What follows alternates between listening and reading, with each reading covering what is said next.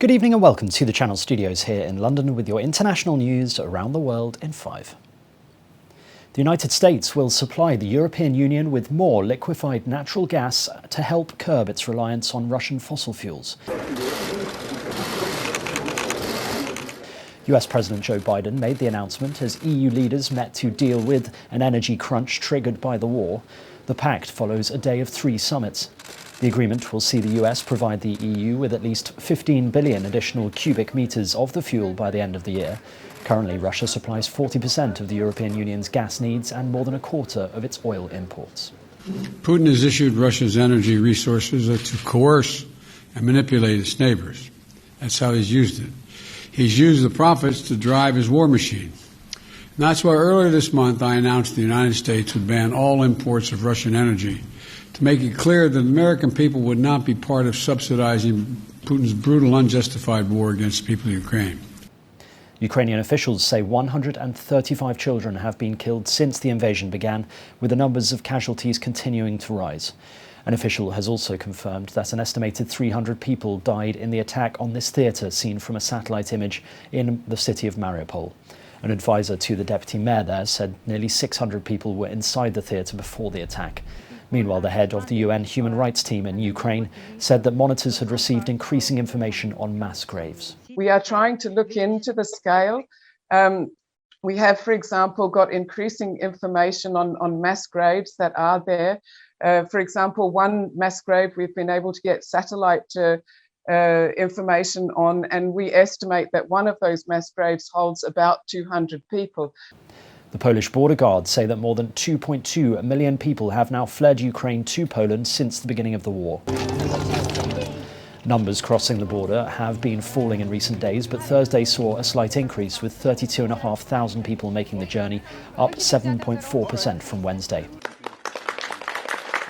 Meanwhile, Hollywood actor and director Sean Penn said he had never witnessed the kind of welcome that Polish people gave Ukrainian refugees before. I want to say, first of all, that in no such circumstance have we seen a host nation in a refugee crisis offer so many open doors from a governmental level to the individual family level.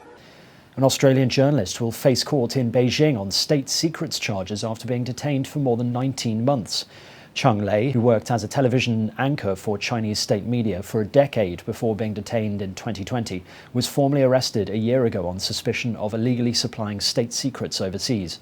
Australia has previously said it was concerned by what it said was a lack of transparency around the case.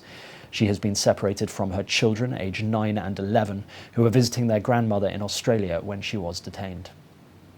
Spain's transport minister has agreed to meet with striking truck drivers after they rejected a €1 billion support package aimed at defusing a 12-day walkout over fuel prices.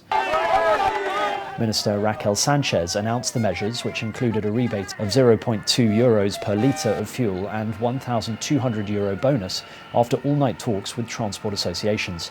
But within hours, the unofficial truckers group that launched the strike on March the 14th rejected the proposal and began blocking Madrid's central La Castellana Avenue. Officials have confirmed that Australia's Great Barrier Reef is being devastated by another mass bleaching event. It is the 4th time in 6 years that such severe and widespread damage caused by warm sea temperatures has been detected. Only 2 mass bleaching events had ever been recorded until 2016. Scientists say urgent action on climate change is needed if the world's largest reef system is to survive. And Britain's Queen Elizabeth is expected to attend a memorial service next week for her late husband Prince Philip after the 95-year-old monarch cancelled a public appearance earlier this month.